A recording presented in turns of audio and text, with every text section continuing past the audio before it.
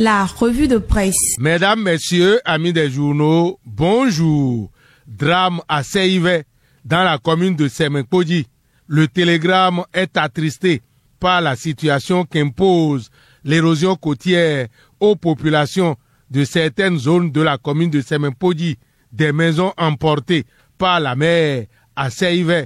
Pleure la plume de mon confrère du journal Le Télégramme de Étienne Wessou, qui voit un quartier en voie de disparition. Fraternité fait le constat que sur la côte sud du Bénin, à Akpakpa, un ouvrage discret mais stratégique tente de dompter la furie des vagues.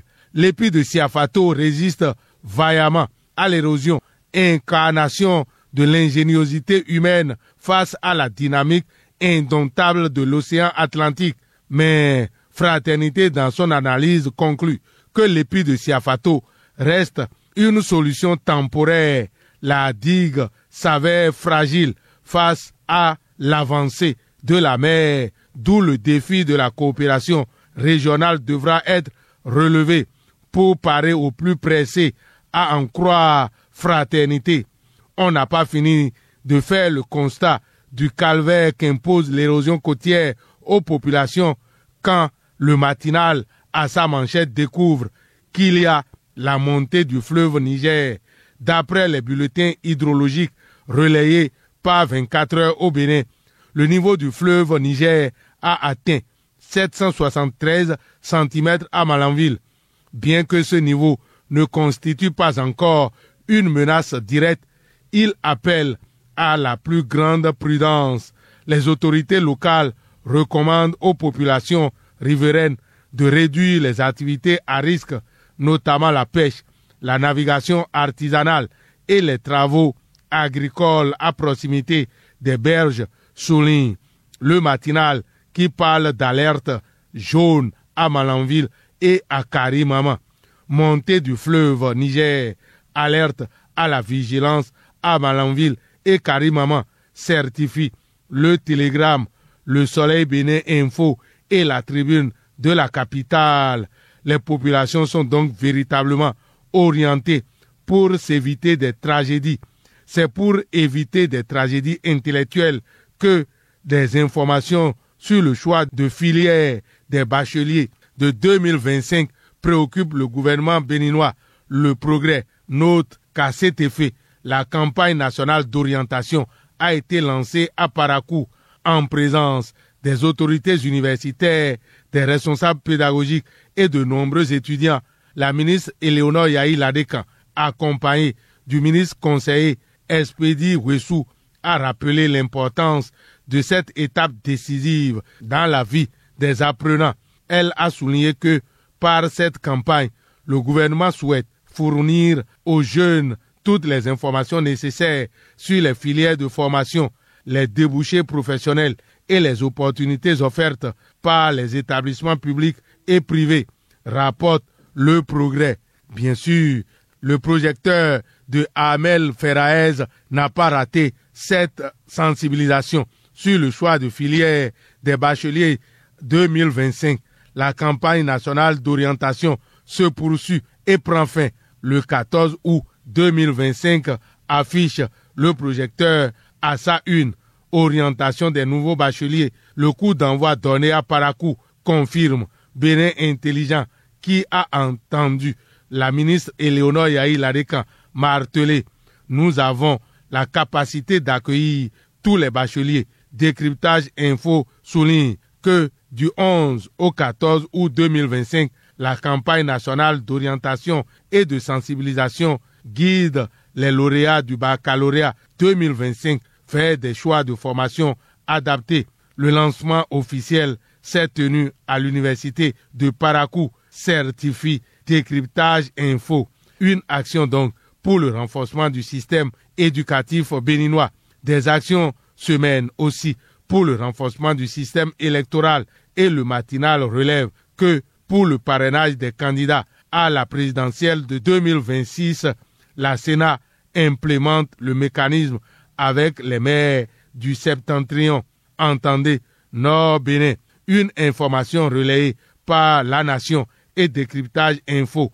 L'événement précis marque un arrêt à Tchaourou pour constater qu'il y a un appel lancé à tous les jeunes depuis cette ville. Pour les élections de 2026, le Bénin a besoin de paix et de la cohésion sociale et la jeunesse doit en être le garant. Elle est une force de proposition, une force de mobilisation, une force d'action. C'est pourquoi elle doit aujourd'hui jouer pleinement son rôle dans la préservation et la consolidation de la paix face aux risques de division, de manipulation, d'intolérance. La jeunesse doit incarner l'unité, promouvoir la paix et faire vivre le dialogue dans tous les milieux. Voilà l'appel lancé par Roméo Tchabi Dama, maire des jeunes de la commune de Tchaourou, rapporté par l'événement précis dans Fraternité au niveau de l'appareil étatique et la mise à l'écart d'acteurs de développement. L'ambassadeur Candide Awansou donne de la voix et déplore la contribution ignorée des seniors au développement économique du pays. Il met en relief à la page 4 de Fraternité le relationnel sociétal des seniors, les tenants et aboutissants du phénomène, l'ossatoire gouvernemental, notre constitution, pour s'interroger de quelle manière les seniors participent-ils au développement, se demande l'ambassadeur Candide Awansou, pour ensuite lever le voile sur le côté social et le côté transfert de connaissances au niveau des seniors. Pêle-mêle à présent, renforcement de la gouvernance et des droits de propriété. Le Bénin réduit l'informalité, écrit La Nation, pour ensuite relever les innovations du Trésor dans le numérique et la qualité de service. À la manchette du journal Le Décryptage, la Direction générale des impôts éclaire les e-commerçants sur leurs obligations. Une analyse de la Nouvelle Tribune est consacrée à la GDIZ à partir de l'idée à l'installation. Le parcours des entreprises à la GDIZ est détaillé dans les colonnes de la Nouvelle Tribune.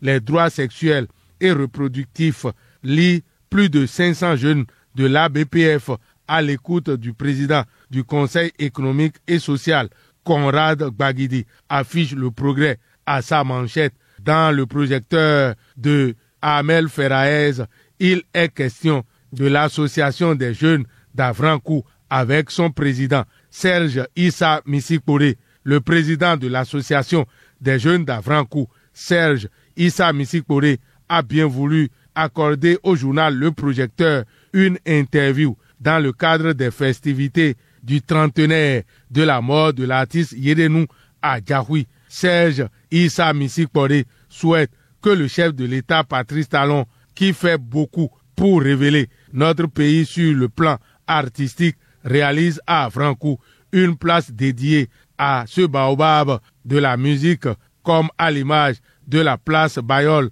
à Porto Novo. Pour Serge Missikore, les 30 ans de décès de l'artiste Yedenou à Djahoui lui rappellent le 11 août 1995 où les gens couraient dans tous les sens parce que le grand baobab, que dis-je, l'icône de la musique traditionnelle béninoise est tombé. Tout le monde se dirigeait vers Latché, un village de l'arrondissement central abritant la résidence de l'icône en quête d'information. Le prophète s'en est vraiment allé, crache le président de l'association des jeunes d'Avrankou, Serge Issa Missikore, rapporté par le projecteur de Amel Ferraez dans le Béninois libéré.